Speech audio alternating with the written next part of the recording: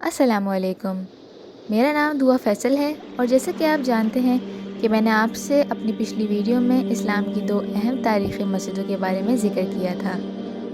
اسی طرح آج میں آپ کو 2 تاریخی اسلامی مقامات کے بارے میں بتاؤں گی۔ المدینہ تاریخی اسلامی مقامات سے مالا مال ہے، جو سعودی عرب کے شہر میں ہے۔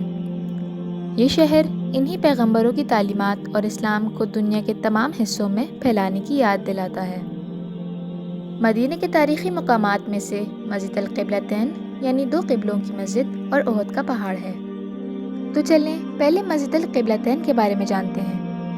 مسجد القبلتین اسلامی تاریخ کی 3 قدیم ترین مساجد میں سے ایک ہے۔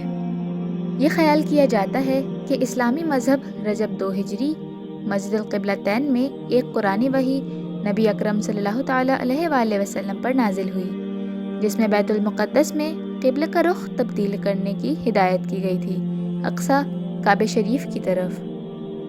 اسلام کے ابتدائی سالوں میں نبی اکرم صلی اللہ تعالیٰ علیہ وآلہ وسلم اور تمام مسلمان بیت المقدس کی طرف منہ کر کے کعبے کے سامنے نماز ادا کرتے تھے، یہاں تک کہ آپ صلی اللہ تعالیٰ علیہ وآلہ وسلم کے مدینہ منورہ کی طرف ہجرت کرنے کے بعد رسول اللہ صلی اللہ تعالیٰ علیہ وآلہ وسلم نے 16 مہینے تک یروشلم کی طرف رخ کیا۔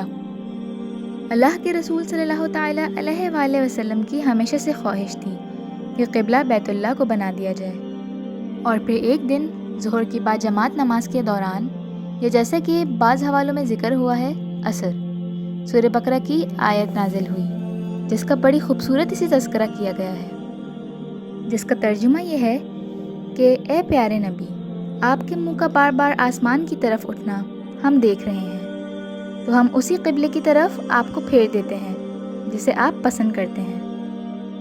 مسجد حرام کی طرف رخ پھیر دیجئے، اب جہاں کہیں آپ ہوں اس کی طرف منہ کر کے نماز پڑھا کریں۔ سورہ نمبر 2 آیت نمبر 144۔ اللہ تعالیٰ کے حکم کی تعمیل کرتے ہوئے نبی اکرم صلی اللہ تعالیٰ علیہ وآلہ وسلم نے رخ بدلا اور نماز کے بیچ میں کعبے کی طرف منہ کیا، اور اسی طرح تابعین صحابہ امت نے بھی رخ کیا۔ اس دن سے لے کر آخری وقت تک کعبہ مسلمانوں کا نیا قبلہ بن گیا۔ چلیں اب ہم اپنے دوسرے موضوع یعنی احد کے پہاڑ کے بارے میں جانتے ہیں۔ کوہ احد ایک پہاڑ ہے جو شمال سے مدینہ منورہ کو دیکھتا ہے۔ یہ 7 کلومیٹر لمبا، 2 سے 3 کلومیٹر چوڑا اور تقریباً 350 میٹر بلند ہے۔ یہ پہاڑ مدینہ منورہ میں مسجد نبوی سے تقریباً 5 کلومیٹر کے فاصلے پر ہے۔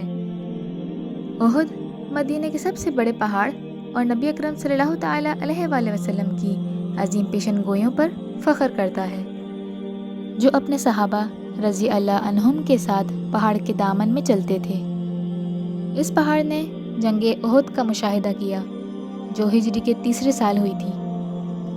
یہ اسلام کے پھیلاؤ اور مکہ مکرمہ سے مدینہ منورہ کی طرف ہجرت کے آغاز میں ایک فیصلہ کن جنگ تھی۔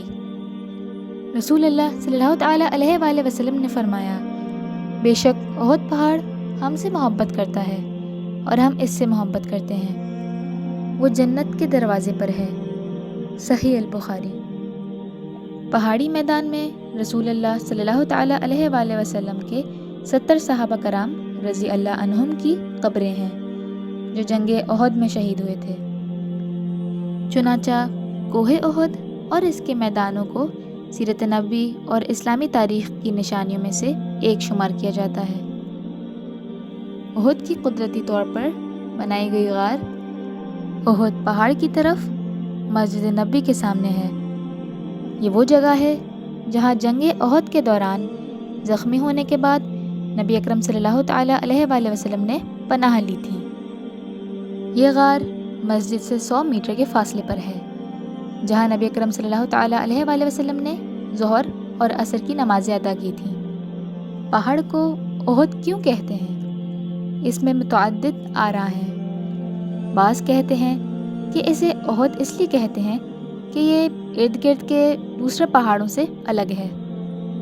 یہ بھی کہا جاتا ہے کہ پہاڑ کا نام احد اس لیے رکھا گیا ہے کہ نبی اکرم صلی اللہ تعالیٰ علیہ وآلہ وسلم اور آپ کے صحابہ نے توحید کی حمایت میں اس کے ساتھ جنگ کی تھی۔